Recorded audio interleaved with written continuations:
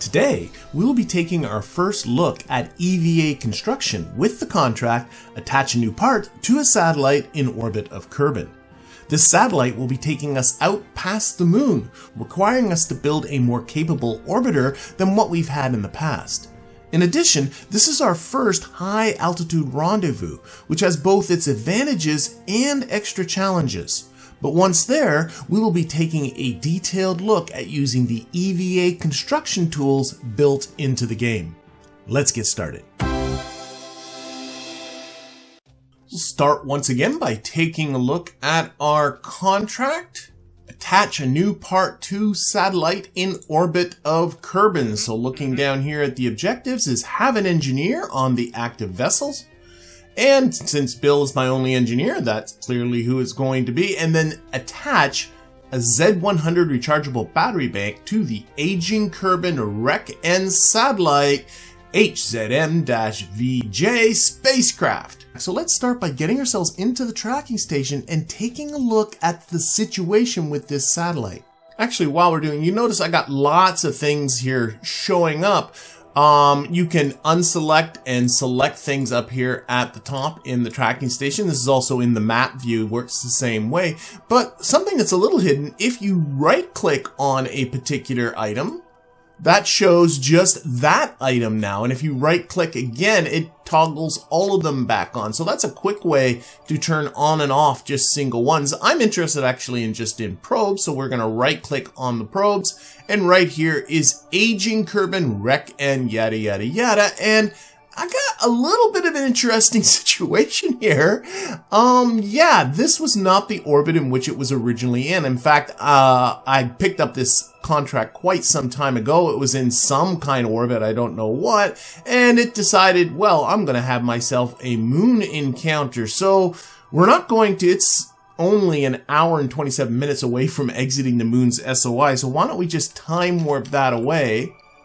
There we go. And now we can see it's in another orbit. And in fact, this gets really interesting because this orbit is going to intersect with the moon again. And if I focus my view here on the moon, it's not just an intersect, it's a collision. So it's going to be hitting the moon in about 12 days. So actually, we best do this right away.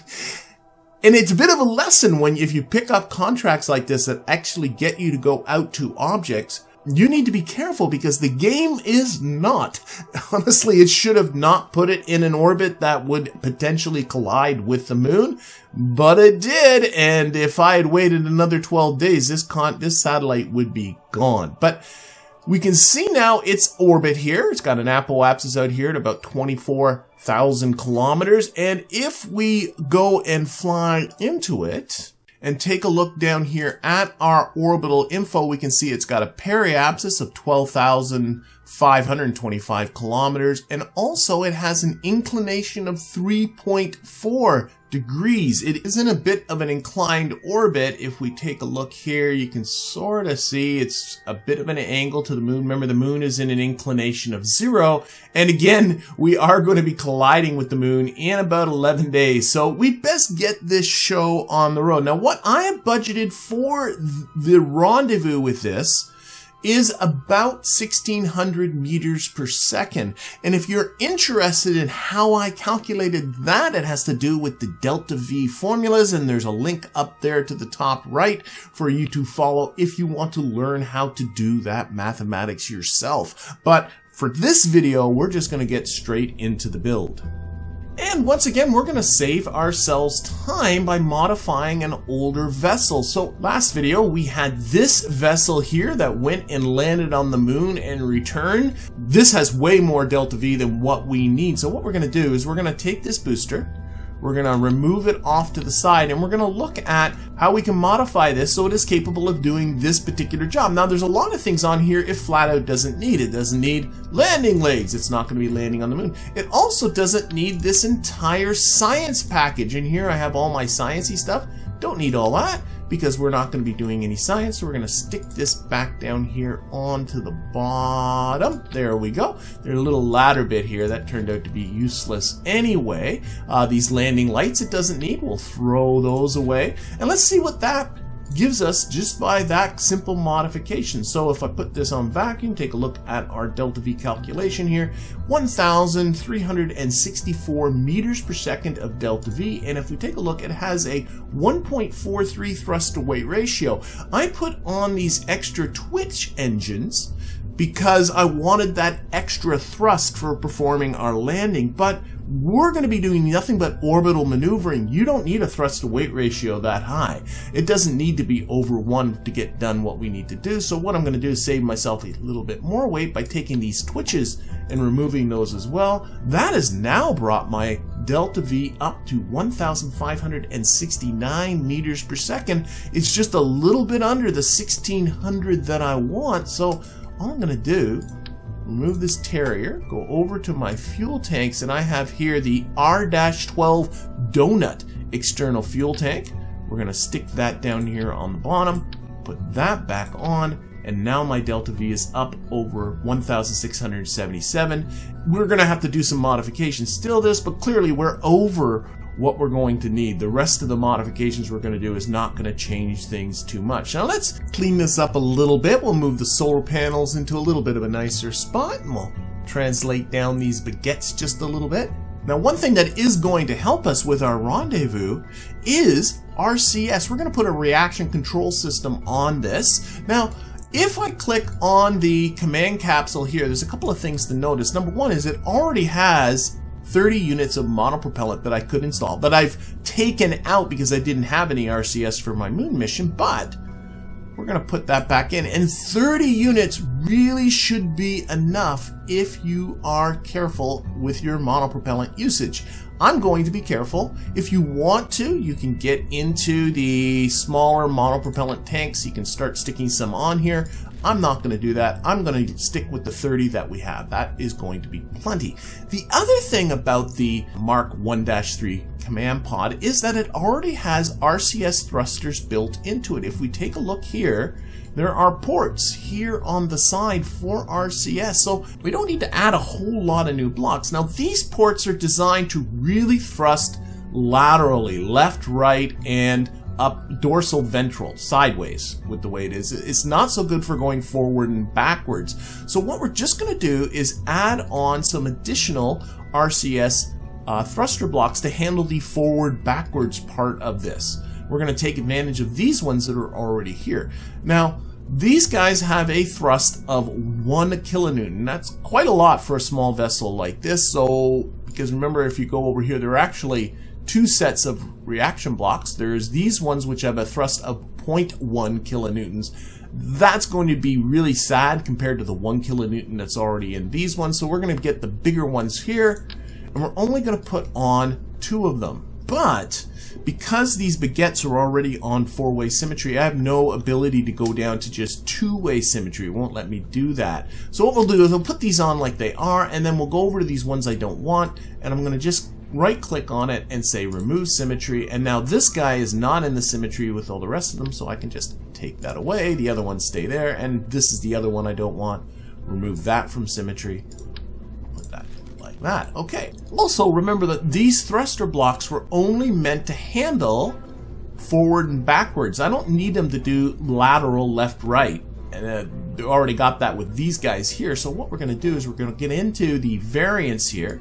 And notice that there's a number of variants, but the very last one is this one. Just 2 thruster blocks forward and backwards, and I got one over here on the other side doing the same thing. So this, in combination with these ones, should be able to allow me to maneuver this vessel in all 3 of the different axes in which I could maneuver it. Now, one last thing I want to do with this is if I go into here and say show actuation toggles, and if you don't see that, go into your settings and toggle on advanced tweakables. But this stuff here is really, really useful for saving yourself monopropellant. Notice that we have 6 buttons here that are all toggled on. I'll be using RCS to control the yaw, that is rotating the vessel left and right. Pitch, that's rotating the vessel up and down. Roll, that is rolling the vessel around its central axis. And then into the lateral motion, port starboard, which is right left. dorsal ventral, which is up down, and forwards and backwards. These particular thruster blocks are only there to handle forwards and backwards, so I'm going to turn all the rest of these off.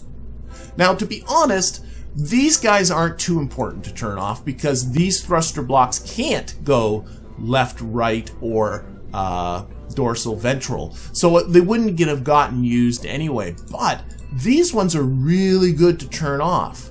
You have reaction wheels that are in this capsule that can handle the yaw, pitch, and the roll perfectly adequately. You do not need RCS to do that.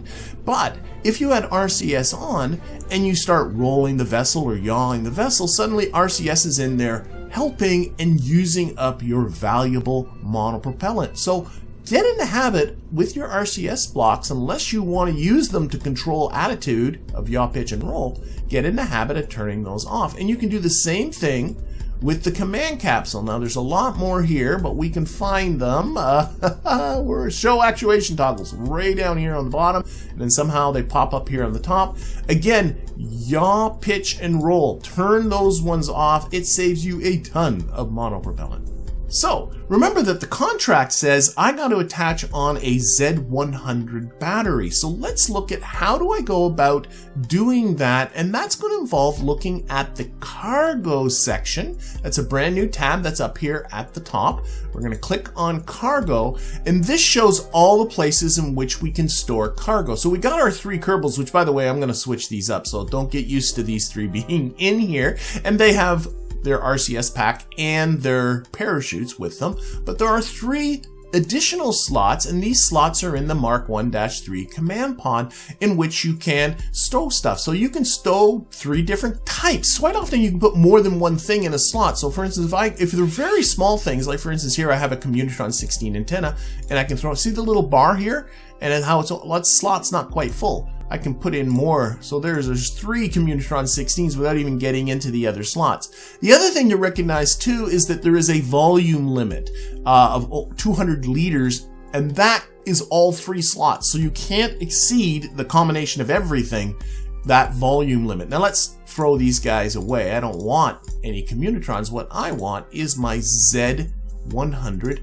battery, just like that. So that is now stored inside here, and we'll have access to it as we fly.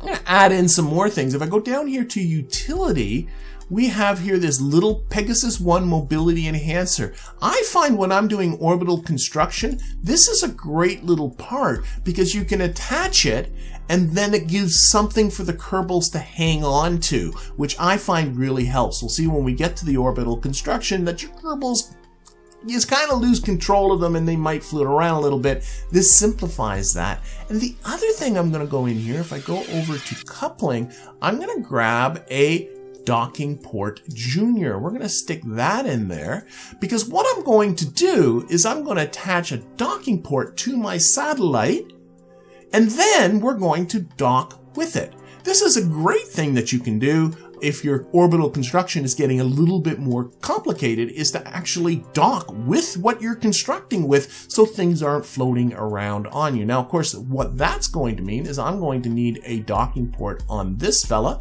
and I'm going to stick the docking port right over here on the side. I already have a lot going on at the top. I don't want to get into there. I'm going to put the docking port on the side. Docking ports don't always have to go on the top, so I'm going to remove these lights so that we have on there. Gonna go get my docking junior. I'm gonna just stick it. Oh, again, I'm getting the 4-way symmetry bit. Now, one thing, I can't go down. This is really interesting. I can't go down lower than 4-way symmetry. Again, that's because the baguettes are on 4-way symmetry. But if I leave this and go down, I can now go down to 1-way symmetry, and 1-way symmetry stays there. It doesn't automatically go to 4-way symmetry. And that's what I want. I want one docking port there on the side. That looks perfect. In fact, after a brief diversion, putting in a couple of spotlights to light up our target, I got back to one last thing about cargo.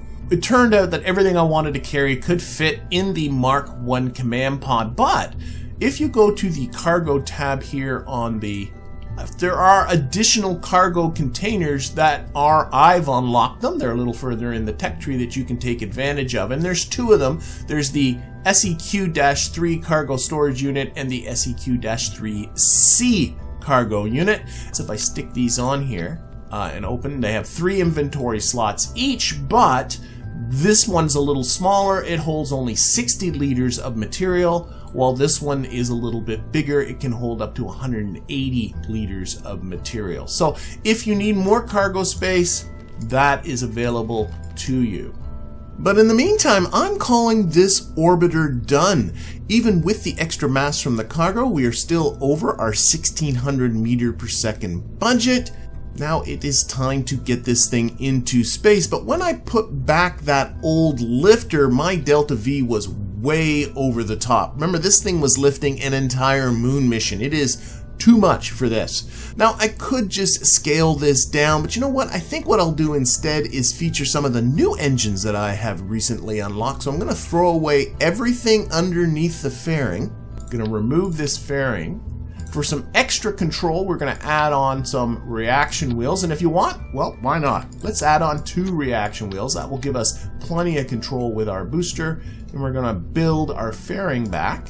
And now we're going to put on a very simple booster because I have unlocked some pretty powerful engines. For instance, I have down here the LFB KR-1x2 twin-bore liquid fuel engine with a mighty 2,000 kilonewtons of thrust. That actually is more than what I need. What I'm instead going to use, come down here, is the RE-M3 mainsail with 1,500 kilonewtons of vacuum thrust. This is a great engine. In fact, it's such a powerful engine, I don't need all these big stages anymore. I can do this with a single stage. We're going to put on 4 of these X200-32 fuel tanks, and then underneath that we're going to put a single mainsail, and this gave us a total vacuum delta V of 5,474 meters per second, comfortably over what is required. Then just came a few final tweaks like fixing up my staging. I added on 4 basic fins down here at the bottom for just a little bit more aerodynamic stability. Tweaked down my launch thrust to weight ratio to my customary 1.33, and then chose our crew. Went with Valentina for our pilot, and Bill. Don't forget, for this mission to do the construction, you do need an engineer aboard. And we're just ready for launch. Of course, getting to orbit is something I have talked about in the past, so I'm not going to be talking about it here. However, I am going to take this opportunity to welcome aboard my most recent YouTube members and Patreon patrons, Brandon Crawford and Kether. Thank you very much for your support, and of course, a very special thank you to the ongoing support that I continue to get from my YouTube members and Patreon patrons. If you would like to join this most illustrious group, there are links down there in the description. As for the burn to get out and get the rendezvous, this really isn't any different than when we have done it in the past with low orbit rendezvous. However, I did do one thing to allow me to be able to do this in just a single burn. I launched myself into an orbit with the same plane as my target orbit.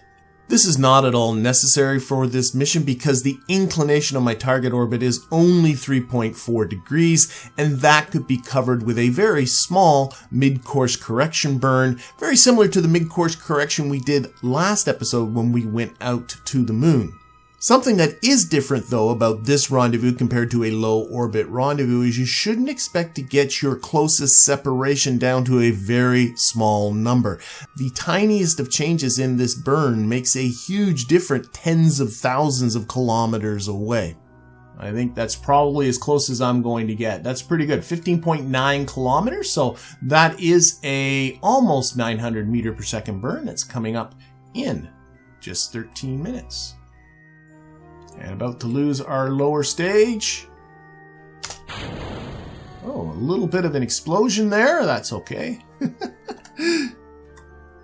And as I've done with other rendezvous, I have this on the approach indicators, so I can keep an eye on our approach as we close in on the end of this burn. Reduce that throttle right down. Whoa, and we'll use some RCS to try and really tweak this in a little bit. It's now at 900, but if we use, I think I overdid a little bit, so we're pushing N. We'll get this as low as we can. 11 kilometers? No, that's too much. Okay, back to 11.9 kilometers. Beautiful. RCS off. And let's get out there. We're going to be encountering our target in about 2.5 hours. Notice how these are actually pretty messed up. That can happen sometimes, especially on these long distance ones. So, the thing to notice though is that this guy is coming in on us pretty quickly. I mean, it's going to make up all of this distance in the same amount of time we're going to make up this amount of distance. So our relative encounter speed is pretty high, 250 meters per second. Now for a lot of people, if you want to do it the way I've done rendezvous in the past of just, matching velocities as you come in, it will work fine with a little bit of practice. But some people do find that challenging. Here's another alternative. Around where your encounter is, put a maneuver node. Now, in matching velocities, you're going to end up matching this orbit. So what you can do is use this maneuver node to try and match this orbit ahead of time. So obviously I can see I need to do a lot of prograde. Now, as I do prograde, fortunately we have a lot of stuff. You can see my periapsis is, I'm getting way too big. See that? So this is clearly, I can't do more prograde than that. All I do is push my apoapsis out. What I need to do is pull this trajectory this way. That is along the radial direction, like that. And what I'm trying to do is simply match this yellow trajectory. I can see now that I got too much prograde, so we're going to take off some of this retrograde. Pull this way. Okay, and using just prograde and radial, I'm going to try and match as close as I can to that trajectory. So now what I'm doing is actually using a maneuver node to kill off that 250 meters per second. And if I take a look, I can see I got myself an encounter here. Separation still of 11.5 kilometers. Relative speed of only 1.5 meters per second. Is coming up in 2 hours and 46 minutes. Now, there's still some separation because if you notice, there is a vertical there. Okay, we can get rid of that by using the normal components to our burn. I'm going to switch over to the widget tool because we're getting into fine control. One thing to take a look at when you're doing the normal part is where is either the AN or the DN. If you bring the AN or the DN towards where this encounter is, that's telling you that your orbits are intersecting there. Now I can see just from this that I need to come southward, so I'm just going to start by going anti-normal towards the south, just like that. I'm losing the encounter, but I'm getting it back again, and notice how the DN is really, really close. And I would love to get this as close as I can to where I am right about now. I don't know, that's looking pretty good there. And how much you want to continue to play with this is up to you. I got this down to a 0.5 kilometer separation with an encounter speed of 11.6 meters per second, but you don't need to get as close as that. But what you do need to do is make sure that encounter is there and that it is coming up relatively soon after the maneuver. And the advantage of all of this is I now have a maneuver node to work with. I have a burn time and a start time for that maneuver node, so I don't have to be eyeballing it, looking at the information over here. I can simply perform this burn. Time warping. Oh, and we can see how close our satellite actually is there. So let's get ourselves onto that vector and get ready to perform this burn. This is going to do the lion's share of matching velocities. And don't get panicky about this. Trust the encounter we had up ahead of us. 3, 2, 1, and go.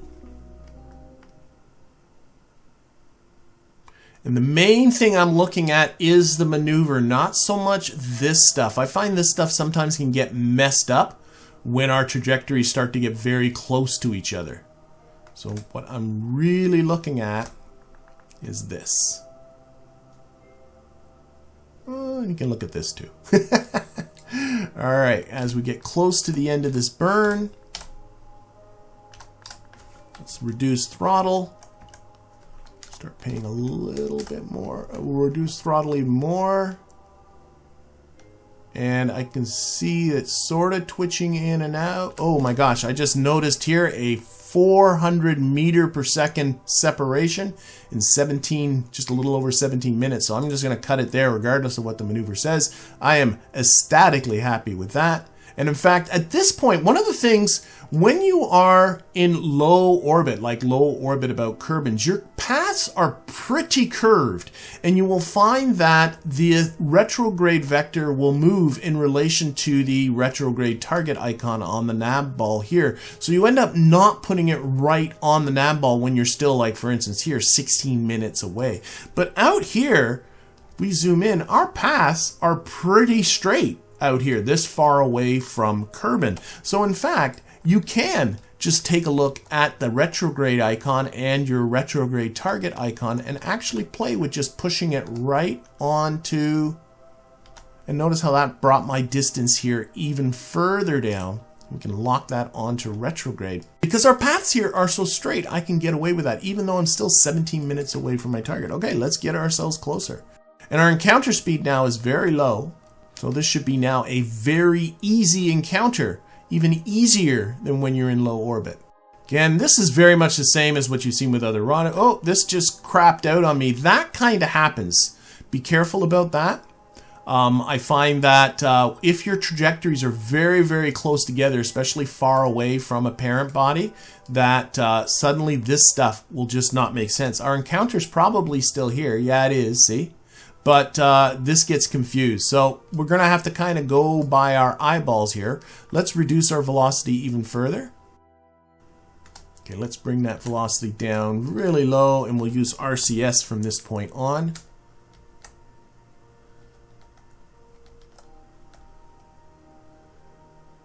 Really try and zero this out. Okay, let's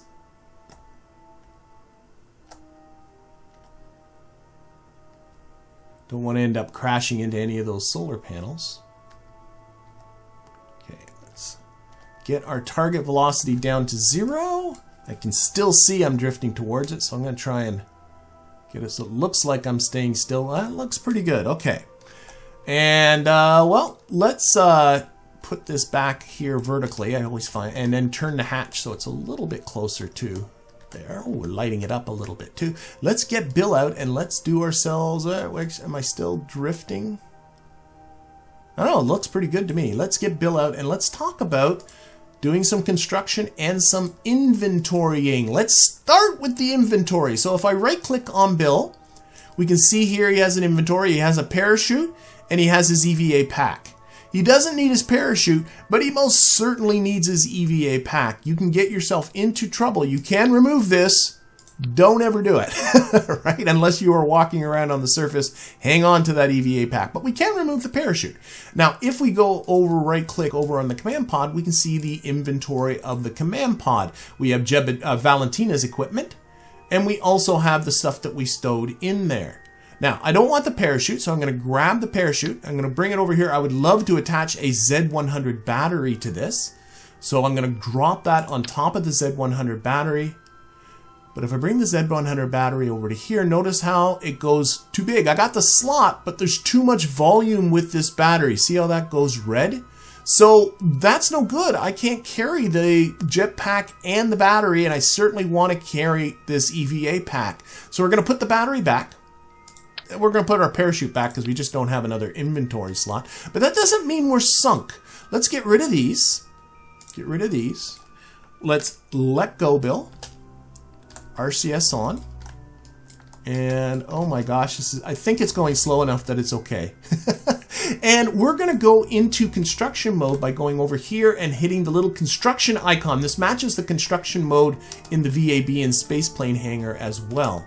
So we're going to click on construction mode, and you can see here we are again can see our inventories, Bill's, Valentina, and the stuff that's in this. As long as you are at a point though, if I get too far away from that, let's move away. Notice how the command pod and Valentina's just disappeared. So you have to be within a certain distance in order to have access to these inventories. But as you can see, that distance is pretty generous, and we're within, the satellite is within. So what I can simply do is get Bill down here towards where the satellite is and simply grab the part and attach it just like you do in the VAB. Now, one thing to be careful about, once you grab a part, you do not have control of Bill anymore. So make sure Bill is pretty close to being stationary. There we go. And then we will grab ourselves the battery We can put it anywhere we want. Anywhere that's green is good. You can also use like D and W and stuff to rotate just like in the VAB, and the shift rotates work as well. But to be honest, that is good enough. We're just going to stick that on, and Bill's going to use his little welder here. And we are done, and that takes care of that contract. All right. Now, while we're here though, why don't we look at some other construction tips that we can use? So let's see if we can attach on. Oh, we've drifted a little bit too far away.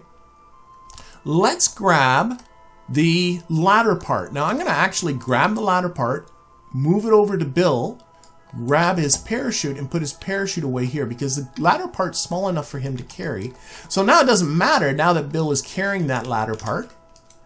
Again, make sure you always have the EVA pack. We can now take this ladder part, and we don't have to be close to where the vessel is. We can simply put the ladder part on here. There, it's green. Click. Weld that, Bill. Oh, Bill, you are awesome. Okay, and now Bill has himself something that he can grab onto, which is great. We're more... whoa, we have a tumbling issue happening. Let's get over to the satellite itself, put on SAS. And while Bill struggles to regain control of this rather sketchily designed satellite, Valentina can then maneuver our vessel back in nice and close so that we can continue with our construction lesson. Okay, now he is close enough to have access to this inventory, and even though he's hanging on to the ladder, I can still grab this docking port. This docking port, again, is too big to fit in Bill's inventory, but because he's so close, he can just simply stick it right on top of that. I can hold the Alt key to snap to nodes, just like you can in the VAB. Click it on. And this satellite has itself a docking port. So once we get Bill back aboard our vessel, we can now dock with it as we have done in the past. And once the two vessels are docked, an EVA KERBAL on a handhold has again access to all the nearby inventory, so you can start to see just how powerful this construction mode can be. It really is just limited by your own imagination. But for this mission, we are done here. So after undocking and moving away from the satellite, Valentina simply burnt retrograde until her periapsis got down to 35 kilometers, well within Kerbin's atmosphere. And while she and Bill enjoy their gravity slide back home, why don't I go over the main takeaways from this episode? In the VAB, I took a closer look at how to customize RCS blocks so they will perform the way you need. This included looking at different nozzle configurations, as well as tweaking the actuation toggles. I also took a detailed look at the cargo tab and how to use it to manage the various inventory slots in your vessel.